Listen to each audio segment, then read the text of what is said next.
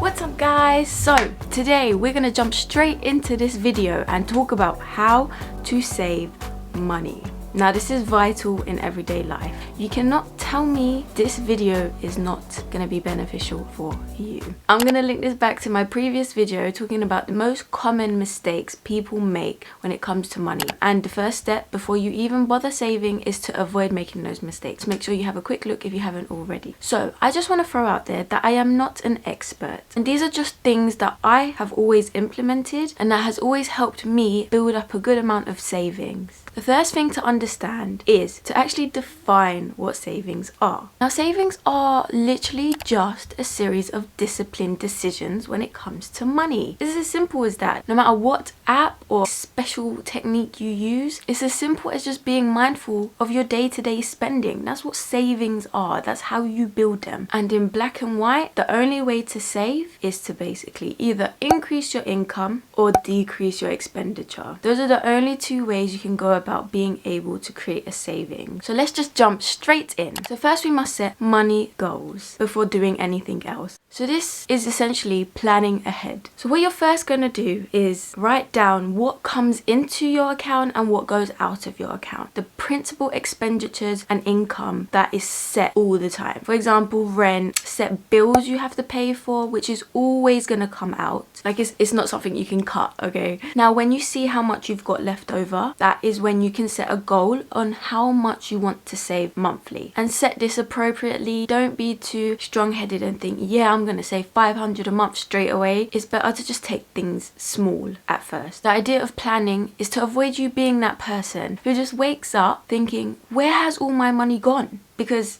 that is something that frequently happens. I see it amongst my friends. They'll have payday, they'll spend, and then they'll wake up thinking, what did I even buy? Because I didn't spend a lot. And another vital tip is to go out with a certain amount of cash. This ensures you're not tempted to spend as much. Because when using a card to pay constantly, you lose sight of how much you're actually spending. When you have cash, you see your notes there. But I know so many people where they'll have a 20 and they want to go to the shop to buy, let's say, a packet of crisps, and they just don't go in the end because they don't want to break that 20. So do you see where the concept of having cash really helps you not spend? This is just psychologically proven. When you see that money leaving, you feel it more. Another point is to limit unnecessary spending. Now this seems simple enough and you'd think, why are you even including this? But trust me, people don't realize, because the littlest spendings are the ones that add up the most. How many times do we wake up thinking, how did I spend this much? Because you didn't buy anything significant. Now that's all those little coffees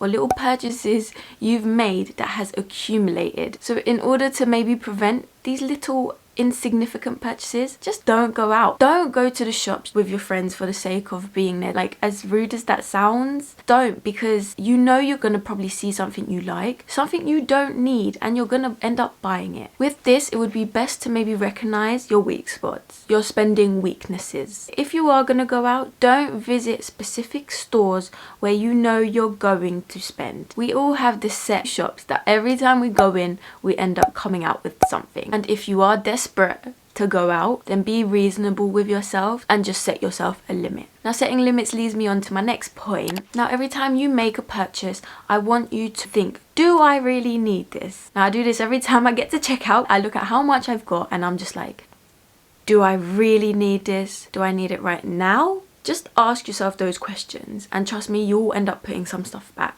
You want to rationalize your purchase and then think of the price of the item and put it into perspective of work hours. It allows you to remember how much it takes or took you to earn that money and how much you're just about to spend it. Another key thing to do, which many do not think of, is to unsubscribe from those marketing emails you are a part of, especially the ones where you know they always send you sales, always send you promo codes. Delete them, unsubscribe from them, because those are just like marketing magnets that just make you shop. You need to remove that temptation. They always know how to attract us and suck us in and take our money, and we ain't gonna fall for that no more, guys. This year we're gonna level up, okay? Now you may think, Daisy, but I get discounts and I'm technically saving money. Well, let me tell you one thing. You may think they are saving you money, and in some situations they are.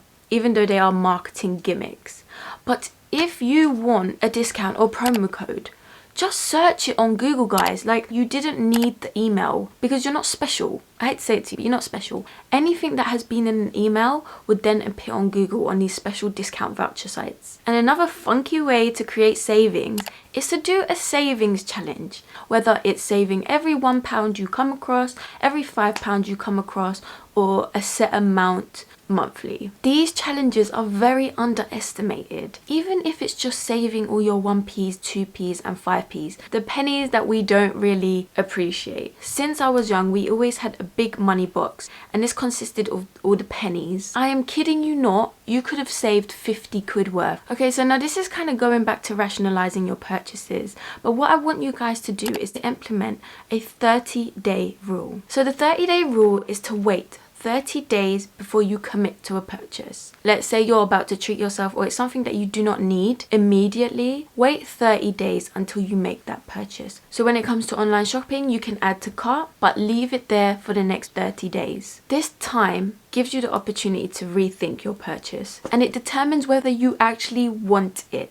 There has been many times where I've added stuff to my basket and I purchase it as an impulse. And there's been the other times where I've added stuff to my basket and I've been distracted. And then when I go back to it a couple days later, I don't feel like I want it anymore and I just don't buy it in the end. So you're saving money in that sense, and it really just makes you kind of step back and be a bit more disciplined and not make these impulse decisions. I feel like everyone does it, we just don't realize we do it. And finally, if you haven't already realized, everything I've kind of explained so far has been in the bracket of cutting expenditure, because as we defined savings is created by either increasing your income or decreasing your expenditure. So my last point is to obviously increase or diversify your income. You being able to earn more means you have more opportunities to save more. Saving in general is all good, but you cannot budget your way to wealth. We cannot become rich based on savings, and it does purely rely back onto our income. So in this video, I'm not actually going to go through the different possible ways of increasing our income, because that's a whole nother video. But what I want us to acknowledge is that in school, we're always taught that we're meant to just go to school, get a career, but we don't actually acknowledge there are different ways in diversifying our income. We just get that one job, we're expected to just solely rely on it. And what I want to do is educate others on knowing that this is just not the case. The rich and wealthy don't do this. Soon I will create a side hustles video just explaining to you guys different ideas that I've had or I've seen people do, which has allowed them to earn a little bit more money. And if anything, if it blows up, that could be your new hustle. Okay, so to end off this video, I just want you guys to remember to just start small, because at the end of the day, any amount of saving is better than nothing. And I'd rather you guys ease into the idea of saving if you haven't been doing it already than overwhelm yourself, because it's not realistic. The main thing you need to do is to stop spending so recklessly and start being more disciplined when it comes to your spending decisions. Because even if you're saving 100 a month, which is £25 a week, 100 a month adds up to 1,200 in a year, which many people don't realize they're able to actually have that amount of money to spare. The main takeaway from this video is for you to realize that savings is a mindset. It's not a cheat code. And let me tell you one thing. Once you see your savings build, you will constantly add money in there because you're so addicted to seeing those numbers grow and knowing that's money you have to spare. You just need to remember to value every pound and even every penny. Okay, so that's it from me, guys, today. I hope you loved this video and I hope you gained some valuable insight into different ways you are able to save. Okay, and what I want you guys to do is comment down below, what is your weak spot when it comes to spending? Mine is seeing anything that is a bargain. So what's yours? Comment it down below and I'd love to hear it. Let's just combat this year together and watch our bank accounts grow. That's it from me, guys.